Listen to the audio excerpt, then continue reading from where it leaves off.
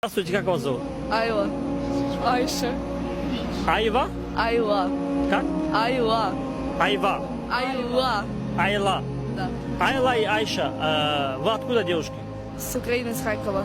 С Украины, с Днепра. Харьков, Днепр. Получается, у вас были другие имена. Да. Какие у вас родные имена? Анастасия.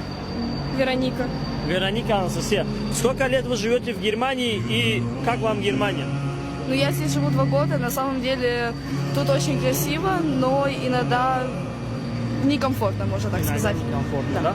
1,5 года. 1,5 года. Все отлично, ребят. Всё Все отлично. И вы приняли ислам, и как вы к этому пришли? Она мне много чего рассказывала про ислам. И то есть, когда я спала, она включила Коран мне на ухо. То есть 20 минут где-то я слушала это во сне, и потом начала задумываться принять ислам. Задумалась. Все началось с ТикТока. Все началось с ТикТока. Я увидела сестер в никабах, потом я увидела про судный день, потом я начала интересоваться, это все изучать, и все дошло до того, что я купила хиджаб первый, я его надела, и вот так вот приняла ислам. Я ей тоже подарила хиджаб. И То есть вы приняли ислам после того, как еще узнали об этом, да? Да. То есть у вас есть образование в исламе, вы понимаете, что вы делаете, имеется в виду, просто люди напишут, что вот их кто-то там зомбировал и так далее. Террористы, пау. Чем отличается вот именно Германия, именно для вас, в отличие от Украины? Ну, в Украине можно прогуливать школу, а здесь нельзя, потому что могут выписать штраф. Во-вторых, в Германии очень много других национальностей, то есть они могут как-то ставиться по-другому к украинцам, и то есть могут там убить вот это вот все так далее. Убить даже могут? Да, в Дюссельдорфе же убили украинцев ни за что. Баскетболиста, да, Да. парни? Отличается каким-то комфортом, что ли. Вот типа там что-то родное такое. В Германии ты просто привык к этому. А в Украине там прям вау. А как относятся люди к тому, что вы так одеты? Просто имеется в виду, есть какие-нибудь трудности с этим? Я один раз приезжала, когда был карнавал, это, получается, еще было в феврале. Я, получается, здесь со своей компанией, то есть маленькая была с девочками, и просто брат мусульманин говорит, то, что я террористка. Я такая спрашиваю, ну, типа, почему ты так мне говоришь, что мусульманин? Он говорит, алхамдулилля, да, я мусульманин. Я говорю, я тоже мусульманка, почему ты это говоришь? То есть мусульмане говорили тебе? Да. Ты встречалась с какими-нибудь трудностями из-за того, что ты вот так одета? Ну, моя тетя не отлично к этому относится, типа такое. Даже заливала в паранджу мою зеленкой, все доходило до этого. Я даже сейчас не являюсь покрытой. Так, я ехала в мечеть, но у меня произошел хайра. И поэтому Настя сказала одеть никап, все. Пару слов о жизни в Германии, как вы вообще здесь живете. Вообще, вы хотели бы здесь остаться или уехать в Украину?